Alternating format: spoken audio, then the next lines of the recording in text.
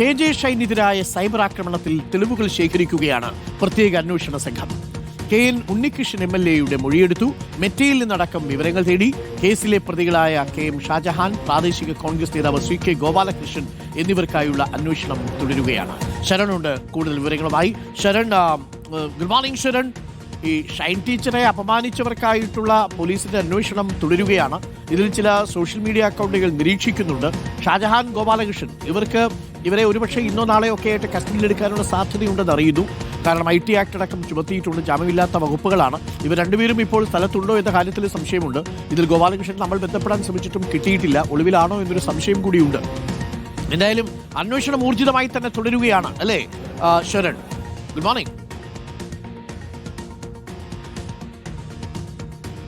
Arunkumar, good morning. എന്തായാലും ഈ പരാതി വന്നതിന് പിന്നാലെ ദ്രുതഗതിയിലായിരുന്നു നടപടികൾ. അതിന്റെ ഭാഗമായിട്ട് കൂടിയായിരുന്നു പ്രത്യേക അന്വേഷണ സംഘം രൂപീകരിച്ചത്. മുൻപ് DYSPയുടെ നേതൃത്വത്തിലുള്ള സംഘമാണ് ഇപ്പോൾ ഈ കേസ് അന്വേഷിക്കുന്നത്. അവർ പ്രധാനമായും പറയുന്നത് ഈ കൂടുതൽ തെളിവുകൾ ഇതുമായി ബന്ധപ്പെട്ട് ശേഖരിക്കേണ്ടതുണ്ടെന്നുള്ളതാണ്. നേരത്തെ KJ ഷൈൻ പരാതി നൽകുന്ന സമയത്ത് അതിൽ കൃത്യമായി തന്നെ ആരൊക്കെയാണ് അപവാദ പ്രചാരണം നടത്തിയെന്നുള്ളത് പരാമർശിച്ചിരുന്നതാണ്. അക്കൗണ്ട് വിവരങ്ങളടക്കം കൈമാറിയിരുന്നത്. പക്ഷേ അതിനപ്പുറം ആധികാരികമായിട്ടുള്ള വിവരങ്ങൾ ലഭിക്കേണ്ടതുണ്ട്.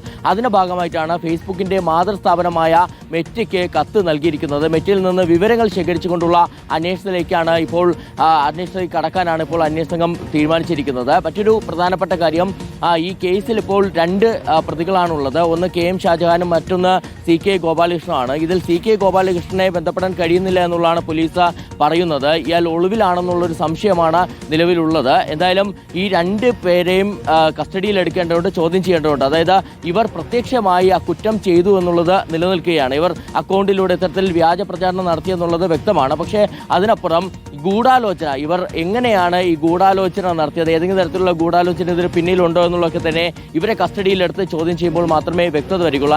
അതിൻ്റെ അടിസ്ഥാനത്തിൽ കൂടിയാണ് ഇപ്പോൾ ഇവരെ വൈകാതെ തന്നെ കസ്റ്റഡിയിലെടുക്കാൻ തീരുമാനിച്ചിരിക്കുന്നത്. ഒപ്പം തന്നെ കൂടുതൽ പ്രതികൾ ഉണ്ടാകുമെന്നുള്ളൊരു സൂചന കൂടി ഇപ്പോൾ അന്വേഷണ സംഘം നൽകുന്നുണ്ട്. അതായത് നേരത്തെ KJ ഷൈൻ നൽകിയ പരാതിയിൽ പല ആളുകളുടെയും പേരുകൾ പരാമർശിച്ചിരുന്നു. പ്രത്യേകിച്ച് കോൺഗ്രസ് അനുകൂല ഹാൻഡിലുകളുടെ പേരുകൾ ഉണ്ടായിരുന്നു. ഇതിന് പുറമെ തന്നെ ഒരു പത്രത്തിന്റെ പേരുണ്ടായിരുന്നു. അപ്പോൾ അവരെയൊക്കെ തന്നെ പ്രതികർക്കണമെന്നുണ്ടെങ്കിൽ സ്വാഭാവികമായിട്ടും കൂടുതൽ തെളിവ് ശേഖരണം, അത് സംബന്ധിച്ചുള്ള കൂടുതൽ പരിശോധനകൾ വേണമെന്നുള്ളതാണ് അന്വേഷണ സംഘം പറയുന്നത്. അതിനുശേഷമായിരിക്കും അവരെയും പ്രതികർക്കുക.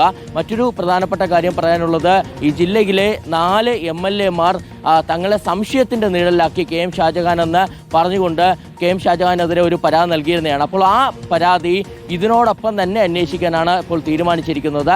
അത് അന്വേഷിച്ച ശേഷമായിരിക്കും അതിലും തുടർ നടപടികളിലേക്ക് കടക്കുക.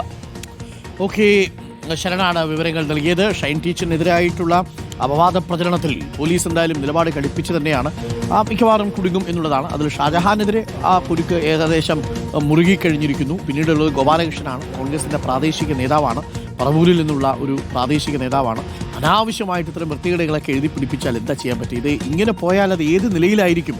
ഒരാളെക്കുറിച്ച് എന്തും പറയാം എന്ന ഒരു നിലയിലേക്ക് എത്തുന്നു. അതും വസ്തുതയുടെ ഒരു കണിക പോലും ഇല്ലാതെ എന്നുള്ളതാണ്. അല്ലെങ്കിൽ മാത്രമല്ല, ഒരു വ്യക്തി മറ്റൊരാളുമായിട്ട് ഇനി ഒരു ഇഷ്ടമുണ്ടെങ്കിൽ പോലും അങ്ങനെ ഒരു കാരണവശാലും ഇവിടെ അതൊന്നും സംഭവിച്ചിട്ടില്ല എന്നിൽ പോലും ഈ കള്ളത്തരങ്ങൾ പുറത്തെഴുതുകയാണ്. അതിനെയൊക്കെ ആ രീതിയിൽ പ്രചരിപ്പിക്കാൻ കഴിയുമോ എന്നുള്ളതാണ് ചോദ്യം.